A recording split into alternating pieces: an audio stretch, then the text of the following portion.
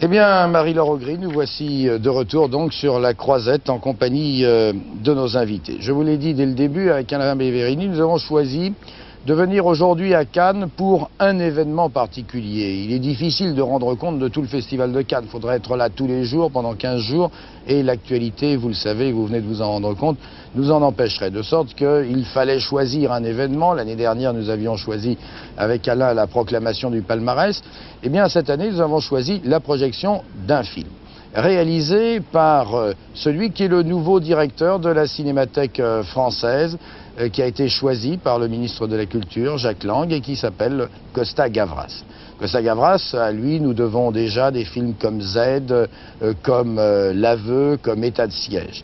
Costa-Gavras présente aujourd'hui son film à Cannes, et non pas sous pavillon français, mais sous pavillon américain. Il représente les États-Unis dans ce 35e festival de Cannes. Costa-Gavras a choisi l'histoire d'une famille, la famille Orman qui a vécu dans les années allant de 73 à 78 un véritable cauchemar. Le fils, parti au Chili, a disparu au moment du putsch. Et pendant des années après cette disparition, Ed Orman, qui se trouve avec nous aujourd'hui, a cherché, en compagnie de l'épouse de Charles Orman, Joyce Orman, qui est ici, il a cherché à retrouver la trace de son fils. Et tout s'est conjugué, malgré la démocratie américaine, tout s'est conjugué pour qu'on lui cache la trace de Charles Orman, disparu au moment du putsch. Ed Orman, le père, est joué dans ce film par Jack Lemmon.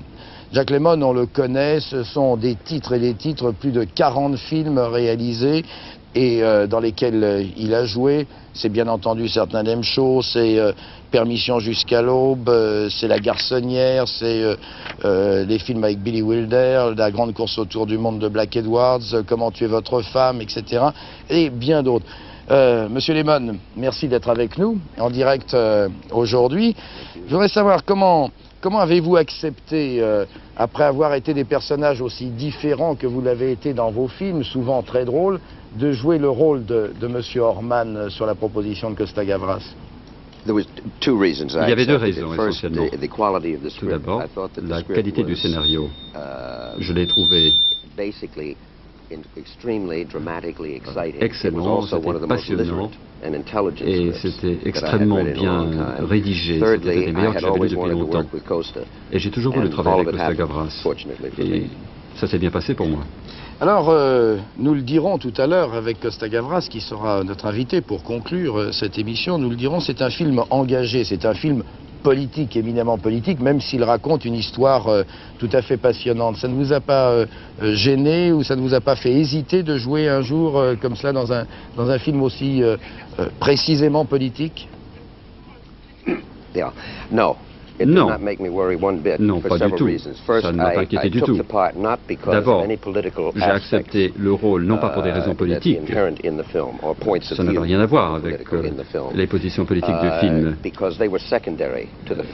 C'était tout à fait secondaire au fait que la trame de l'histoire était vraiment incroyable. Ce qui était arrivé à cette famille avait vraiment un sens pour moi. C'était cela qui m'a vraiment convaincu. Ça m'a donné envie de me plonger dans ce rôle. Et deuxièmement, j'ai pensé que cela permettrait les gens de réfléchir davantage et être plus conscients du fait que c'est vraiment le dessus de l'iceberg. Je l'ai accepté en tant que comédien. Les autres questions ne m'inquiétaient pas. Et j'ai pensé que cela pouvait se faire avec goût et avec dignité.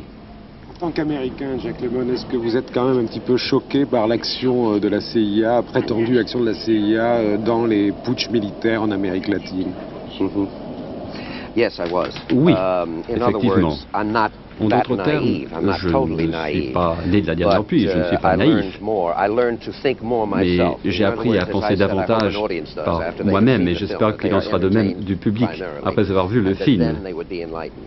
J'espère que ce film leur permettra de mieux comprendre la situation, comme moi aussi je l'ai compris. Il ne faut pas tout simplement accepter ce que l'on lit dans les journaux et ce qu'on voit à première vue. Monsieur Orman, que vous incarnez, Jack Lemmon, arrive à Santiago.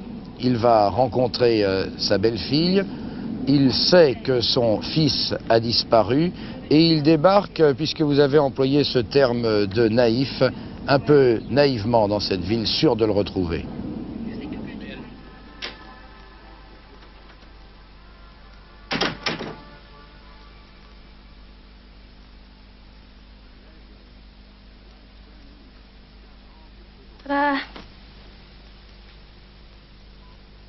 Bess, before we get started, I have to ask you a question. I want you to answer me absolutely honestly. Okay. What did he do? What? What stupid thing did Charles do to cause his arrest or make him go into hiding? Ed, Charlie is not a stupid man. Well, he wasn't too smart. I can tell you, getting in such a mess that I have to fly 16 hours in order to... Sometimes I honestly think that that boy is incapable of doing anything. Except, of course, give idealistic speeches and write novels that'll never be published. Unless the entire disappearing act is a stunt to publicize his forthcoming autobiography. Well, why don't you just go home? I'll find my husband by myself. Beth, I'll be ready in a few minutes. Take your time. I still want an answer to that question. Ed Orman, vous êtes avec nous aujourd'hui et vous avez à côté de vous Jack Lemmon qui vous interprète dans ce film. Alors, j'ai deux questions à vous poser en une. Est-ce que d'abord vous êtes d'accord avec le film de Costa Gavras et ensuite est-ce que vous trouvez que l'itinéraire de Jack Lemmon correspond au vôtre? Oui, je suis tout à fait d'accord avec Costa Gavras, étant donné qu'il révèle la vérité de ce qui s'est passé au Chili d'une façon excellente.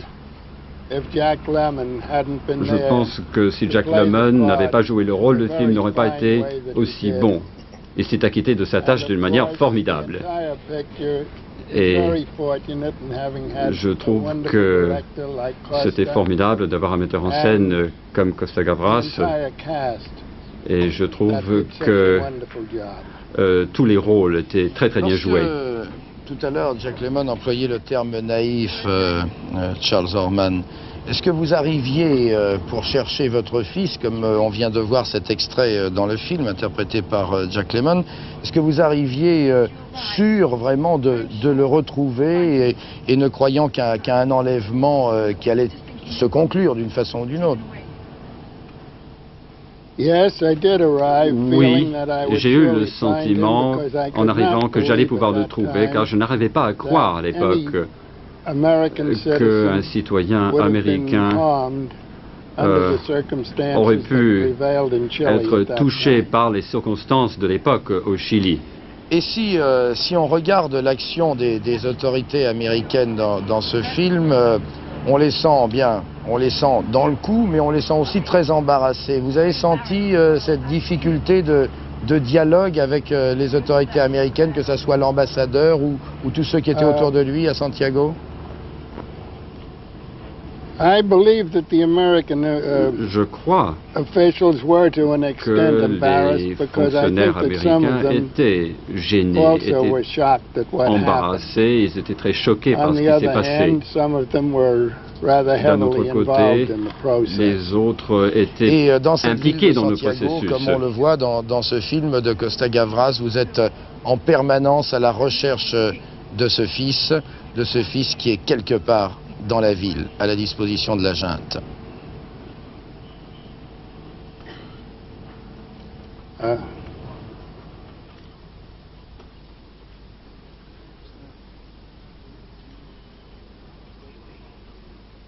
gaffe, il n'y a pas de son. Fais gaffe, il n'y a pas de son, fais gaffe. Fais gaffe, il n'y a pas de son là sur le sujet.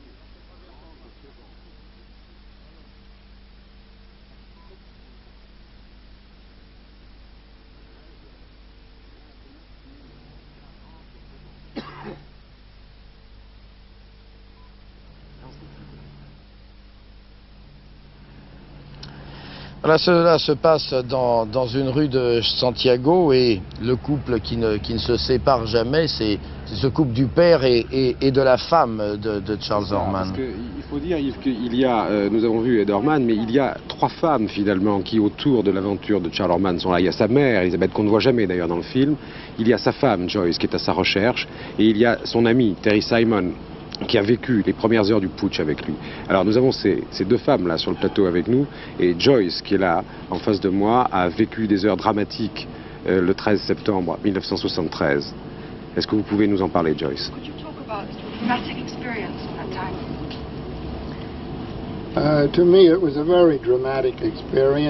Pour moi, c'était vraiment dramatique. Je n'avais jamais été exposé à quelque chose de ce genre. Je n'avais jamais rien vu de la sorte.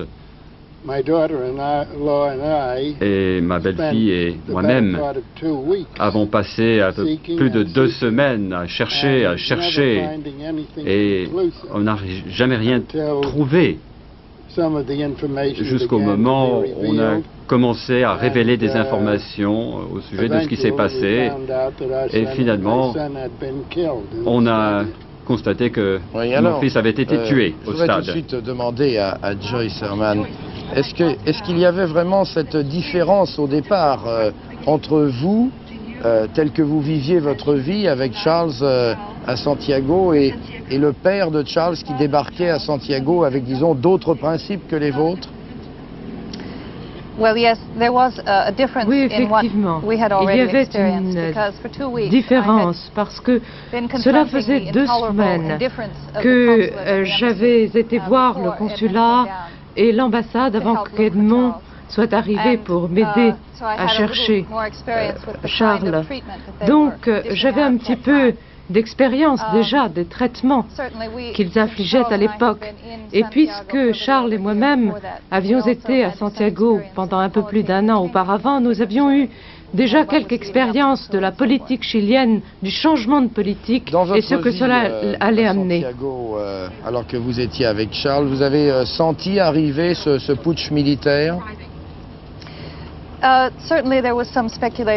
Il est certain que l'on pensait effectivement qu'il y aurait un putsch, mais je pense que le niveau de violence qui s'est produit en fait à ce moment-là a étonné un très grand nombre de gens, et pas seulement ceux qui étaient là à titre d'observateurs au Chili, mais même les Chiliens, eux, ont été pris de surprise, ont été pris de court par la violence du coup d'État. Et cette violence, elle était partout dans les rues de Santiago.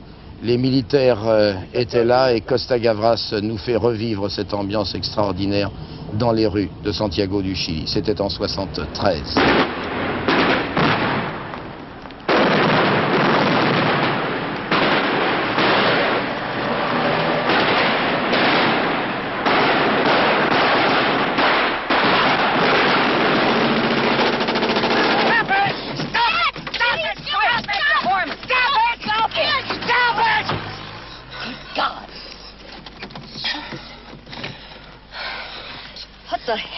Trying to do? Get us all killed? I'm sorry. I am just beginning to get awfully sick and tired of all of this shit!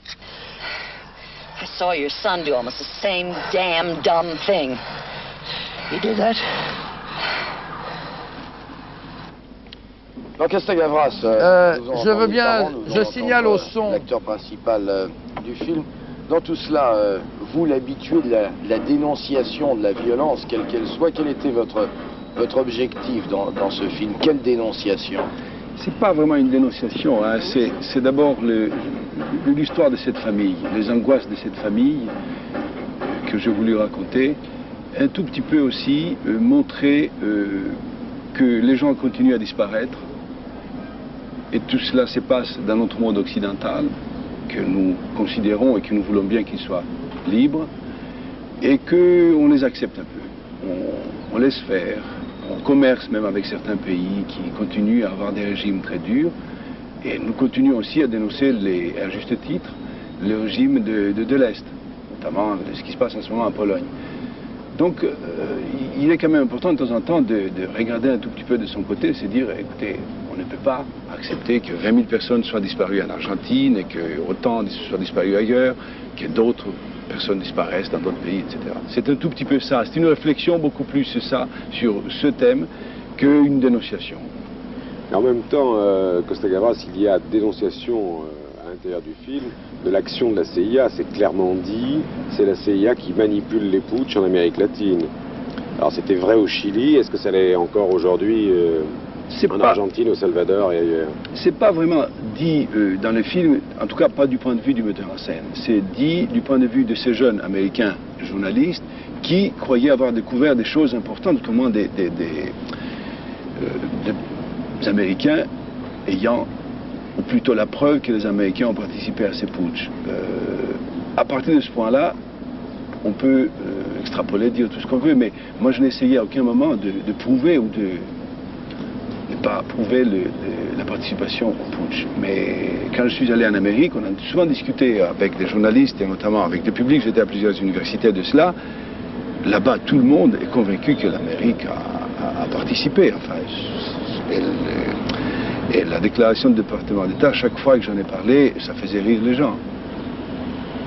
Alors, c'est aussi ma conviction, il faut dire, hein, mais je n'essaye pas de le prouver dans le film. Il n'y a aucune raison d'ailleurs. Vous ne l'avancez pas au premier plan, mais enfin ça y est quand même dans le film. C'est l'impression que toute l'histoire qui en sort, c'est ça, oui.